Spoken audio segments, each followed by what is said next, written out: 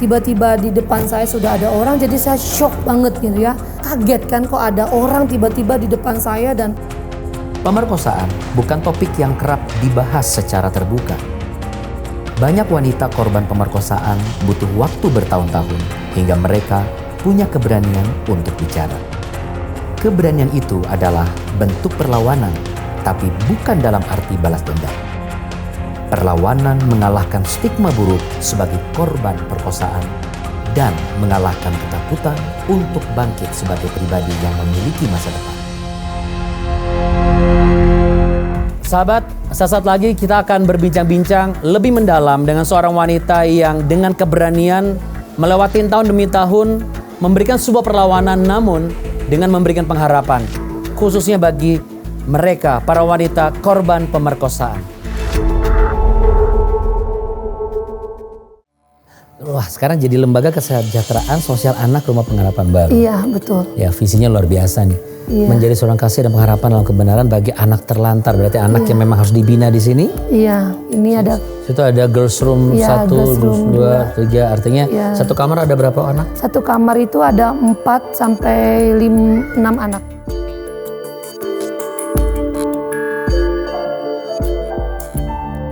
Kalau bisa saya tanyakan, layanannya apa saja, Bu? Kita ada 3 program. 3 program. Iya, yang pertama itu khusus buat anak-anak yang kurang beruntung.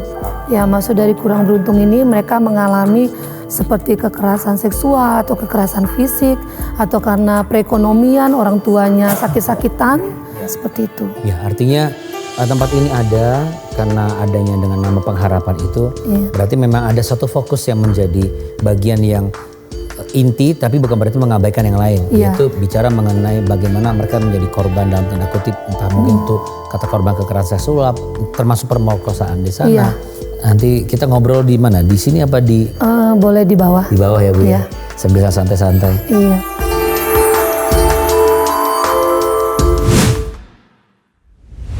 Ya, Ibu Susan, senang sekali nih saya akhirnya setelah berapa tahun yang lalu ya pernah sudah sampai di bagian publik depan, sekarang sudah Tuhan izinkan perbesar kapasitasnya, suara-suara malaikat kecil itu selalu mengiringi ya. Iya, betul. Luar biasa, dan saya senang Bu Susan tetap berkenan untuk bincang-bincang, ngobrol-ngobrol kita ini, Bu Iya. Susan ya. Ya, kalau kita bicara mengenai apa yang terjadi dengan Ibu sudah berapa tahun itu ya? Kalau Sekitar 24-25 tahun ya. Kalau di sekarang 25 tahun sampai sekarang. Tahun 98. 98. Tidak ada maksud untuk mengulang atau membuka luka lama. Ibu kiranya berkenan membagikan seperti apa situasi ketika peristiwa itu terjadi. Yang tentu mungkin saja ada yang serupa namun tidak sama, atau paling tidak menyatakan bahwa Ibu tidak sendirian mengalami ini, dan juga mereka pun juga tidak sendirian ketika mengalami hal tersebut pada saat itu. Ya, kalau pada saat itu sih karena saya masih SMA ya. Ya. Waktu kejadian itu betul-betul saya mengalami ketakutan karena ya kejadiannya kan malam, ya malam dan hujan deras. Karena tiba-tiba, karena setahu saya nggak akan ada orang bisa masuk karena pintunya saya kunci. Tiba-tiba di depan saya sudah ada orang, jadi saya shock banget gitu ya. Tapi waktu itu saya bukan kayak lagi, saya lemes banget karena kaget kan kok ada orang tiba-tiba di depan saya, dan langsung tangan saya dipegang dan kaki saya dan langsung saya bener-bener saya nggak bisa, saya rasa saya teriak, tapi karena hujan itu sangat deras, suaranya hujan tuh lebih deras dari suara saya. Dan waktu itu saya ingat itu tengah malam gitu ya kejadiannya. Jadi saya benar-benar nggak punya kekuatan, nggak punya tenaga untuk saya bisa melawan gitu pada waktu itu. Dan waktu kejadian itu saya langsung saya menangis, dan saya benar-benar seperti bingung, dan semua hal yang saya alamin pada waktu itu saya nggak bisa ngomong ke siapa-siapa gitu kejadian itu. Dan karena saya berpikir kalau saya ngomong nggak ada orang yang percaya kejadian seperti itu, karena itu di tempat yang aman menurut orang lain ya. Yang tidak seharusnya terjadi. Betul. Jadi seharusnya nih ya, seharusnya orang yang mengalami seperti saya itu harusnya berani ya, berani untuk ngomong ke orang terdekat. Itu yang pertama ya, ke orang tua, ayah atau ibu atau tantenya, itu orang-orang terdekat yang seharusnya bisa menolong. Karena begitu besar ketakutannya dan itu ketakutan memang melemahkan segala apa yang ada dalam diri kita ya Bu. Iya. Besarnya ketakutan itu melemahkan semua. Betul. Sehingga membuat jadi kayaknya ya mau gimana lagi gitu ya. Iya, karena betul ya, ketika takut itu semua tuh nggak akan berfungsi. Ya nggak bisa berpikir yang jernih, tidak bisa minta pertolongan, tidak ada kekuatan juga. Dan ya pada waktu itu saya hanya ya bisa menangis, saya menghadapi itu semua. Akhirnya saya merusak diri saya gitu dengan obat-obatan. Bagaimana Ibu bisa mengambil keputusan? Menurut saya satu keputusan Bu. Keputusan yang besar untuk Ibu bisa bertahan ya. Karena kadang-kadang ada yang dengan trauma seperti itu tidak hanya menyakiti psikis. Ya. Betul. Ya. Dulu ya, untuk saya dapat bertahan, sebenarnya saya nggak bisa bertahan dulu karena saya suka dengan jawaban Ibu. Karena itu kenyataan Bu. Iya, kalau kita betul. bicara saya bertahan, saya rasa itu bohong. iya. Iya. Dulu saya nggak bisa bertahan. Jujur saya sudah selalu mengkonsumsi obat yang karena saya takut terjadi kehamilan. Karena setelah pemaksaan itu dan itu berulang kali saya alami. Dan ya saya sudah seperti, kalau buat saya ya, udah seperti dianggap seperti binatang gitu. Karena saya udah beberapa kali itu untuk mengakhiri hidup dengan minum banyak obat. Dengan saya kebut-kebutan pakai motor, saya sengaja saya nabrak jatuh, tapi saya nggak ada luka gitu. Jadi banyak yang penampilan yang aneh yang sebenarnya setelah kejadian itu yang saya keluarkan dari diri saya. Cuman mulut saya gak bisa ngomong. Makanya saya bilang dulu saya perempuan bodoh. Kenapa saya nggak lari ke orang ya, polisi atau kemana yang bisa menolong saya. Dan ya dulu harapan saya cuma satu, saya mau mati. Berarti kalau ini kan 25 tahun Ya. Ibu sudah bertahan ini. Ya. Ini atau masa di mana ada satu jeda Ibu mengambil keputusan untuk akhirnya Ibu bertahan dan move on.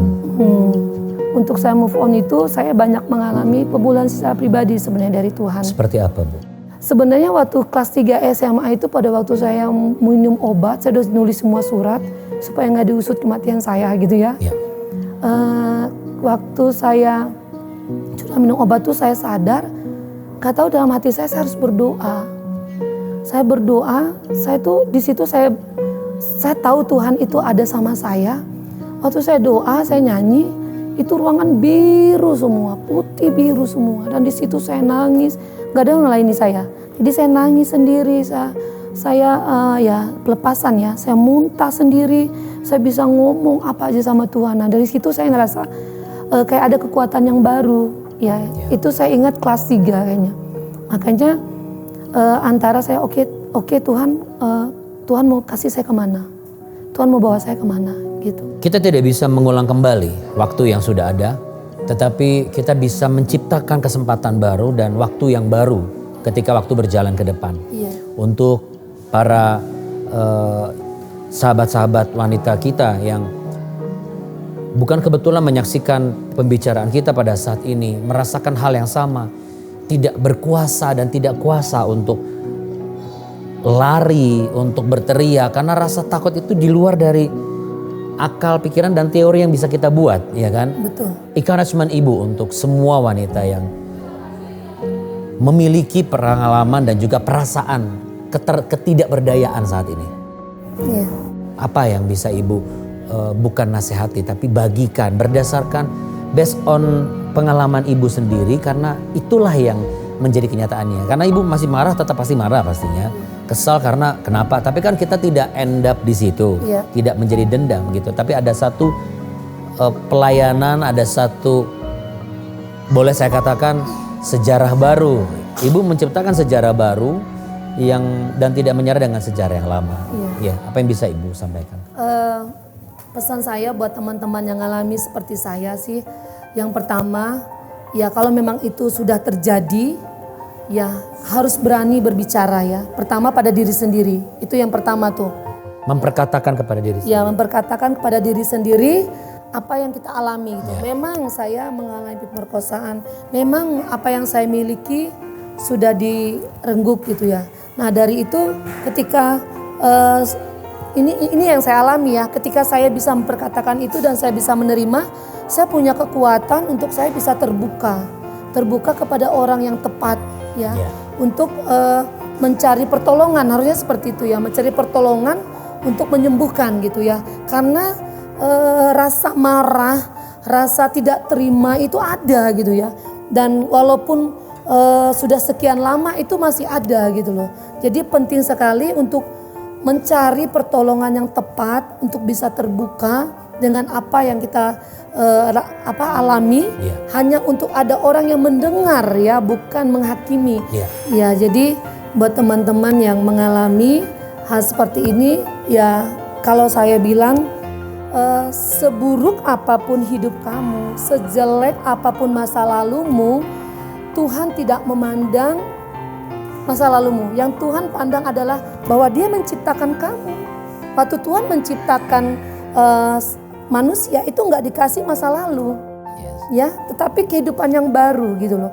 Yang Tuhan pandang adalah awal kehidupan, bukan di pertengahan ya perjuangan hidup itu. Itu yang saya selalu kuatkan mereka, bahwa Tuhan tidak memandang masa lalumu ketika kamu datang ke Tuhan, tapi Tuhan memandang bahwa kamu ada di dunia ini, Tuhan yang mengingini, bukan manusia yang mengingini. Ya, bulu yang patah terkulai tidak akan pernah dipatahkan, sumbu yang pudar nyala juga akan pernah dipadamkan. Karena kita harus selalu menyadari kita tidak sendirian.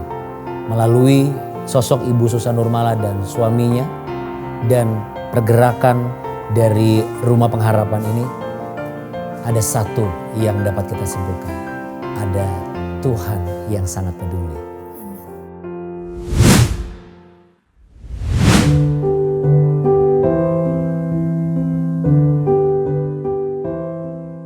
Ya, sahabat, dari pembicaraan saya dengan Ibu Susan Nurmala tadi, kita bisa melihat satu realita kehidupan baik pria ataupun wanita.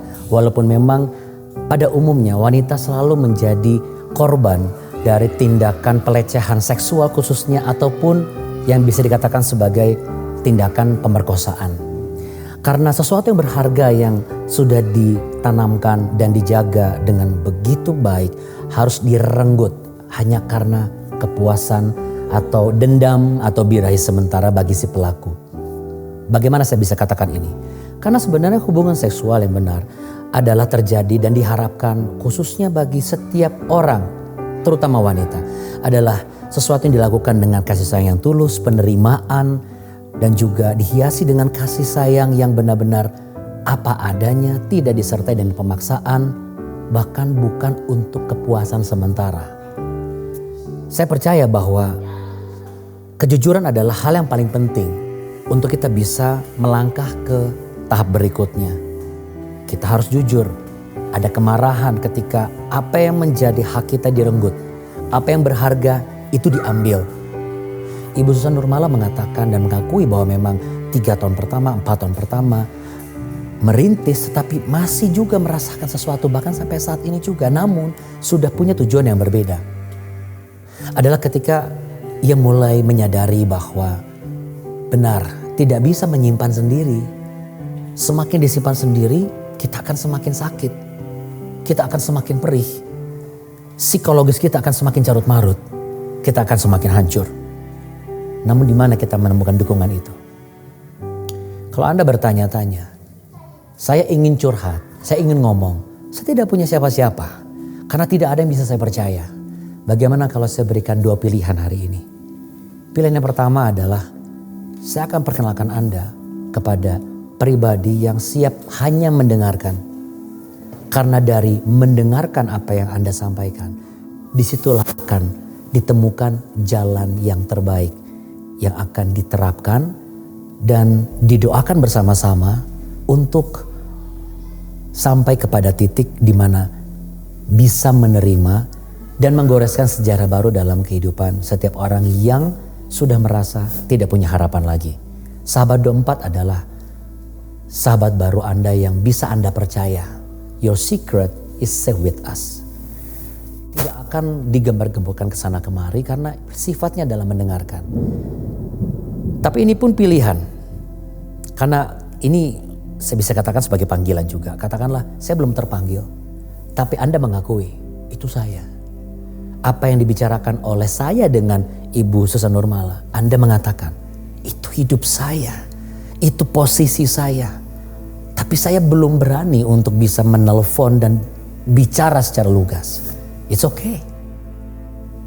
There is another way. Saya akan perkenalkan kepada Anda sahabat. Pribadi yang sudah lebih dulu menunjukkan besar kasih sayangnya kepada manusia. Pribadi yang sudah lebih dulu memberikan pengharapan namun diganti dengan pengorbanan di kayu salib. Pribadi itu adalah Yesus Kristus. Ada di mana dia? Di dalam hati bagi setiap yang mau menerimanya. Ini kesempatan yang sangat baik. Now or never. This is your chance.